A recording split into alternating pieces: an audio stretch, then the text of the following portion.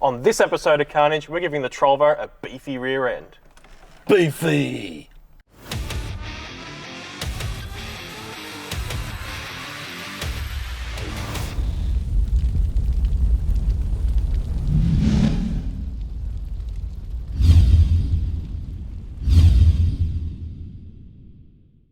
And here we are, back with the Trolvo. Last time we were working on our little Swedish brick, we were up the front end, pulling the head off, getting it ready for some cam upgrades and a bunch of other things, but unfortunately we don't have quite all the parts for that yet.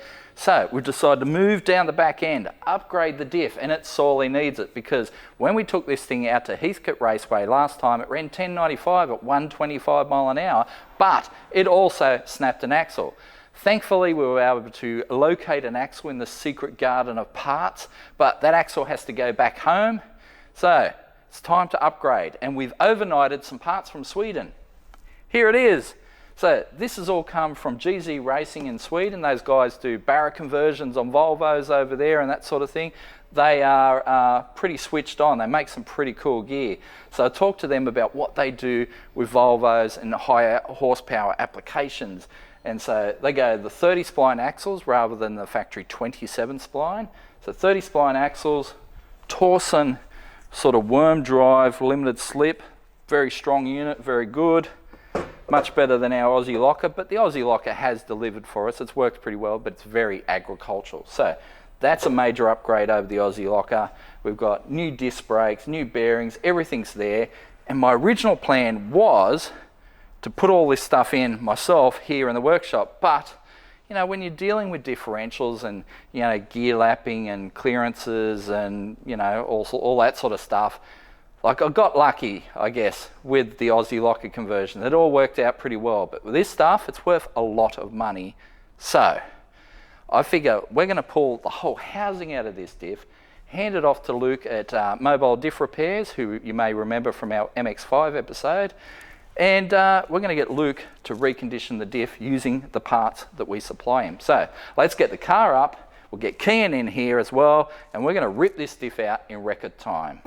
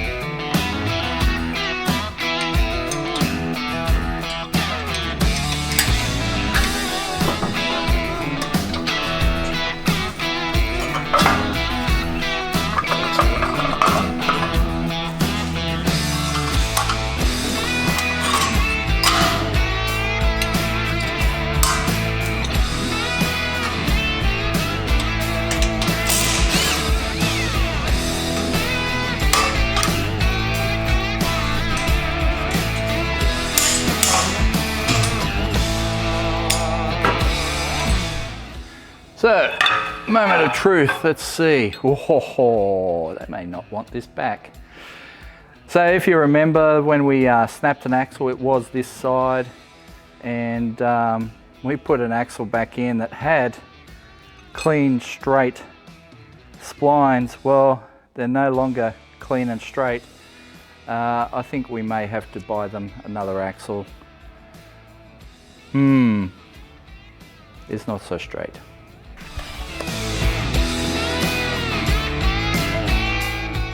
Stroke the shaft, make the gravy. So as you can see with our axles, there are a couple little differences. The first being the length. Now these ones need to be cut to length. I must admit, when I ordered them, I thought they would be pre-sized. Obviously not, so we're gonna have to cut them off to length. Well, Luke will have to do that. But the other thing is also how much thicker the new axles are than the old one. So hopefully we don't get a repeat of that issue on these ones. But I reckon these axles are good up to like 800 rear wheel horsepower. So I think we're going to be pretty safe with that. At the moment the Volvo makes what, 465 rear wheel horsepower. You know, cams and more boost and that sort of thing. You know, maybe we'll get it up to 600 rear wheel horsepower. I don't think we're ever going to see 800 rear wheel horsepower. Well, if we do, we're going to need to make a lot of more changes. So how you going there, Cam? I hate drum brake. I know it's got discs, but like this drum brake, handbrake setup these cars come with, or Falcons, Commodores, whatever, they're all terrible when they stop working, or when you have to work on them. They are a bit shit.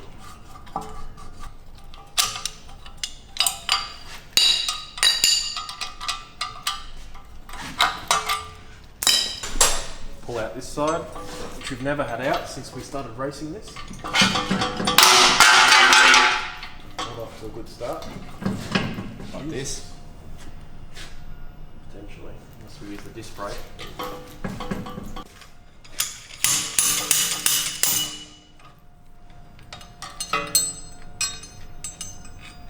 There you go.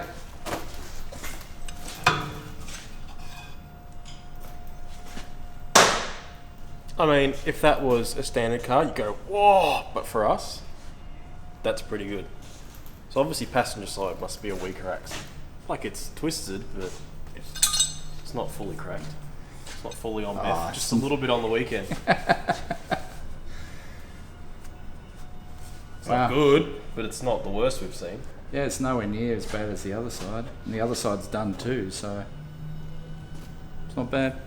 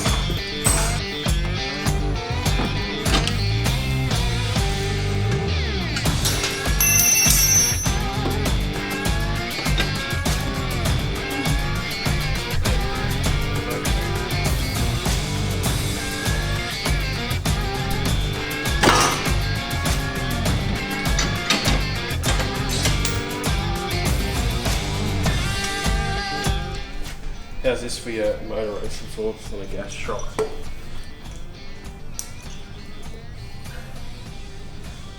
Yeah, it's not too bad. It's not great though.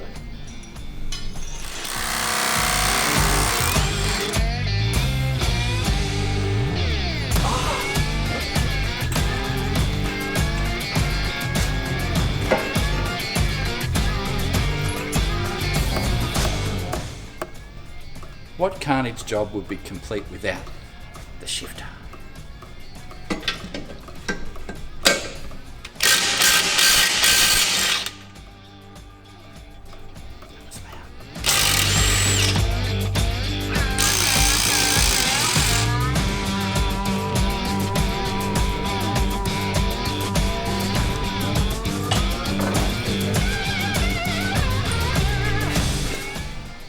Drain the oil out of this diff so that when we lower it, it doesn't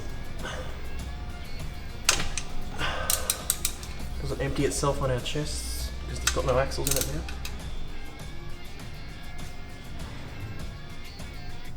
now. Oh! The amount of metallic in that first bit, and look at that. That is shocking. You gotta remember, this diff oil is not that old. We put the Aussie locker in this. And that we put fresh oil in it, which is what, a year ago? But then the car hasn't been driven since, other than Summernats and the racing we just did. And that's the result. Wow. A bit metally, is it? Ooh. plug. I don't know how. Pretty sure the thread is where the plug starts and finishes. Let's have a look. Oh yeah. Wow.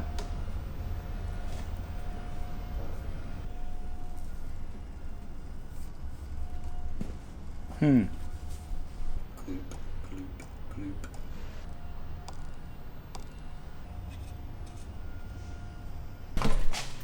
There we go.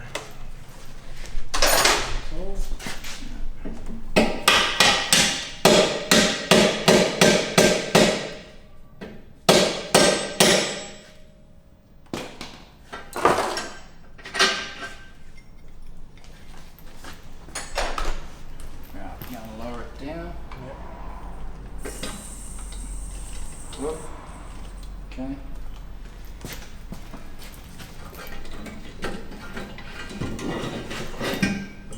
Just down and out the back.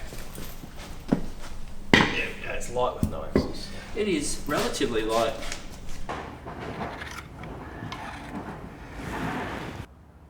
So the diff is out, so we can send that off to Luke at Mobile Diff Repairs, get him to sort that side out of it. All these bushes though, they need replacing. Apparently you can get aftermarket lower control arms and probably get uppers as well. We do have a brand new set of shocks over there from Australian Automotive Parts. So those guys have sent us rears and fronts. So we're going to put new shocks all the way through this thing. Yeah, I think it's a good time to replace all the bushes as well, because like I've said before, this thing's a bit floaty in the top end. We should definitely do something about that. All right, well, let's package all this stuff up. We'll send it off to Luke. So here we are with Luke from Mobile Diff Repairs. We've got our housing out of the car. We're going to pass the torch to Luke. There you go, mate. Thank you. He's going to make all this happen. So obviously the axles have to be trimmed down to size. These boys will look after all that. All the bearings and stuff are there. We'll package them all up for him in a sec. Send them off. But mate, you ever done a Volvo diff? Yeah, once before, many years ago. So it's going to be interesting to get back in here and yeah, get it apart and get it to where it needs to be today, I guess. Yeah, cool. Yeah. So we're going to explore the idea of maybe doing a ratio change if we can. It all depends on what that housing is like. So as you know, some housings are dependent. Correct. Some of them are case sensitive, and their very small margin between a 3.5 and 3.7 could mean that we need to find another housing. Yeah, that could be difficult. So if that's the case, we'll just stick with the 3.7 gears. But if we can, I'd really love to put 3.5s. I guess 3.54 is a good ratio for it. And that is kind of the Dana 30 ratio. But I guess we'll see how we go. But in the meantime, it's all up to you, mate. Yeah, we'll get it apart and get it sorted, washed, make sure everything's straight and clean, and do our homework. It'd be nice to see it all nice and clean. Actually, we might do some other cleaning up under there while we've got it all out. I'm going to replace all the bushes. And yeah, this thing will be a beast once again. Anyway, over to you. Until then, I guess, we'll get it apart and give you a call and see what we can find.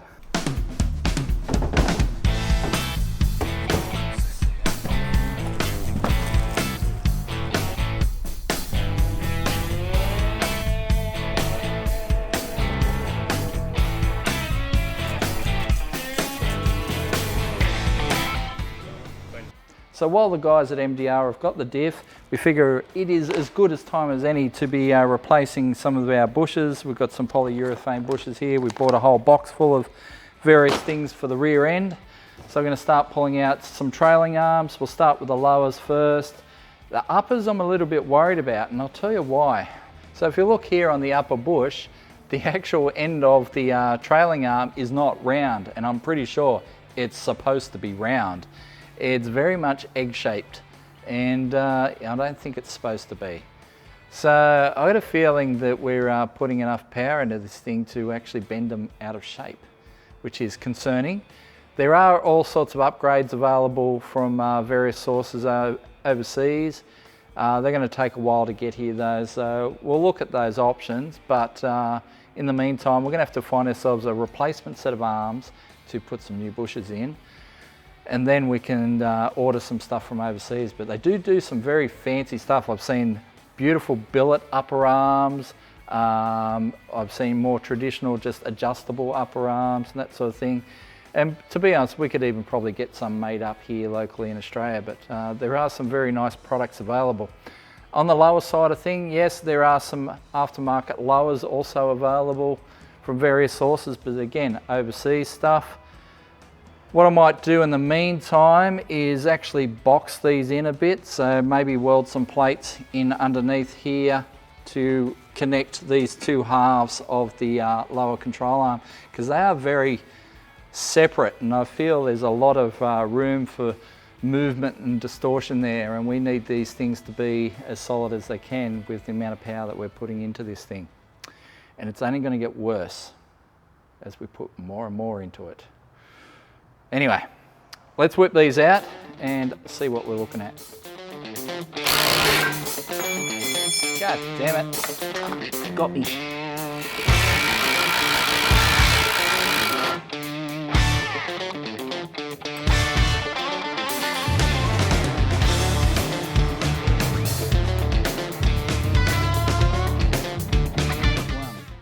So as you can see, they're a fairly fragile looking thing.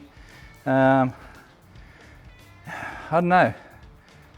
I guess Swedes didn't expect to put as much power in them as we have.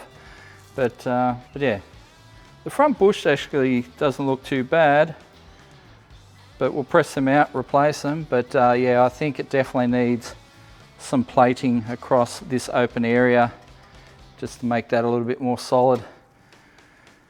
I think we're going to have to give them a bit of a clean up as well. Fun.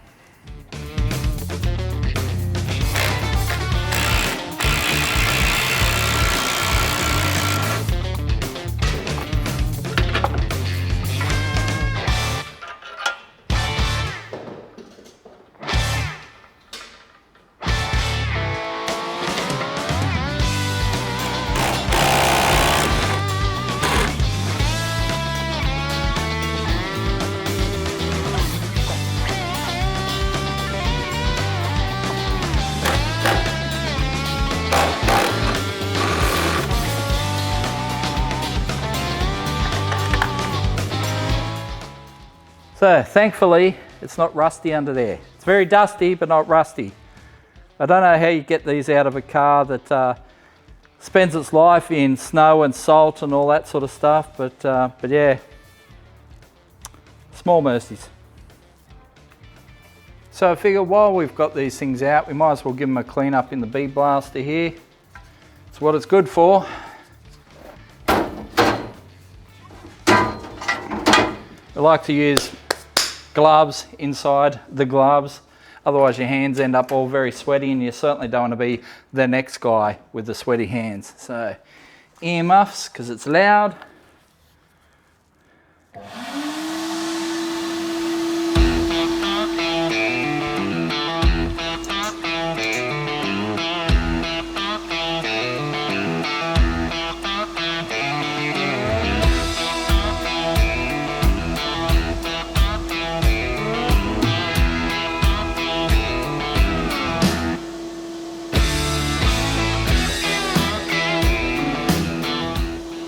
So we have removed all our trailing arms from the car. We've started blasting the lowers. The uppers, as I pointed out the other day, had some distortion issues. That is not supposed to be like that. And I even confirmed that with a Volvo specialist.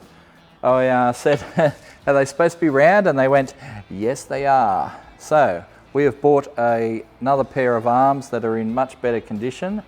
What we're going to do is give them a bit of a clean up in the, I've already sort of dipped them in the parts washer and give them a bit of scrape, but I am going to bead blast them, clean them up, and then we're going to push some new bushes into them, and we'll have a new set of arms. We'll see how they go, but I think long term we're going to have to buy some heavy duty arms from overseas. They make some that are like fully adjustable, you know, you can get chrome moly style ones, or you can get these beautiful billet ones that are just amazing. Of course they're dollars, but we'll see how we're feeling when we get to that stage. But in the meantime, yeah, let's clean these up get new bushes in them. And by the time we finish with that, our diff should be here and we can put it back in the car.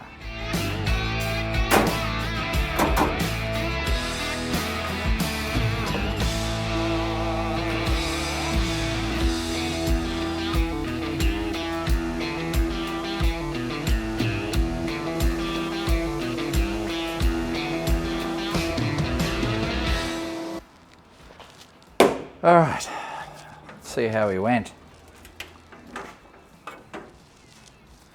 Looking pretty good. Here's the other one. It'll come up pretty good. So we'll smash out those old bushes, get some new ones in there. All right, so it's time to press out some bushes. Now this is our shop press. We've lent it to the guys at Max Performance for a little bit so they can press out bushes for territories and all those sort of cars that require bush changes quite often, bushes and ball joints and all that sort of stuff. So we've got it set up here. I'll just give it a quick, whoa, there it goes.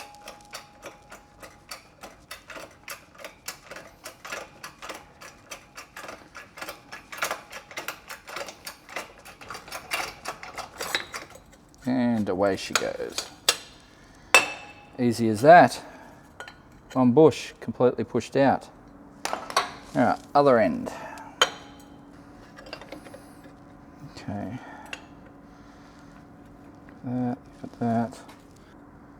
I've got to say, without this shop press, this job would be impossible. You couldn't do this with a hammer and a vise or anything like that. It just, oh, it'd be a nightmare. But with the right tools, it makes it nice and easy. So you know where to go. Here in Forbes.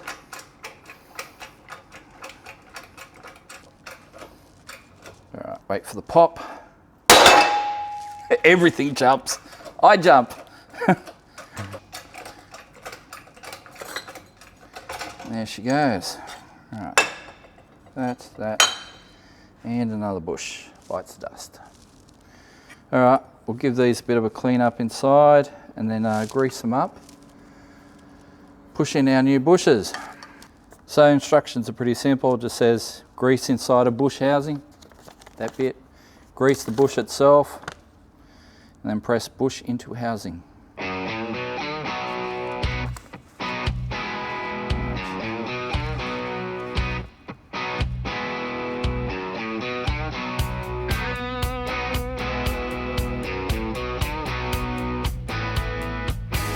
Alright, we'll give this a go.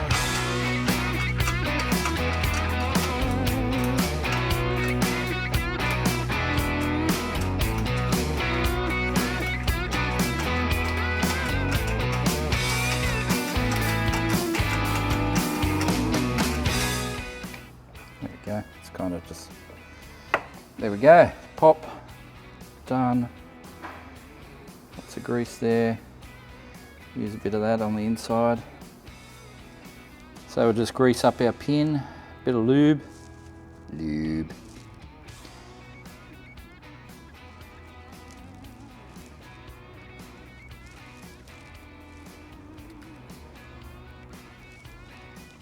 Finger the hole. Okay, so I'll see if we can push it in by hand first. It's a bit slippery. Oh, here we go. Oh, there we go. Oh, feels so good. Slides in. So nice. All right, well, there we go. That's one end. Didn't even have to press it.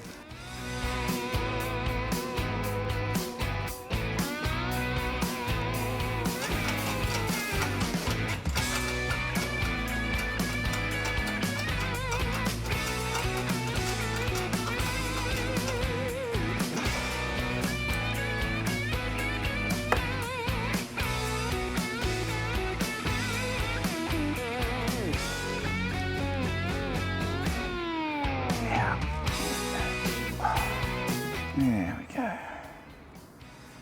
All right. Well, that's one. So we're going to get that back to the workshop. We'll give it a bit of a clean up and a bit of a paint.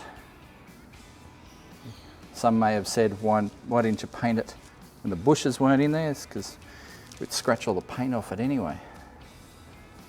Anyway, done.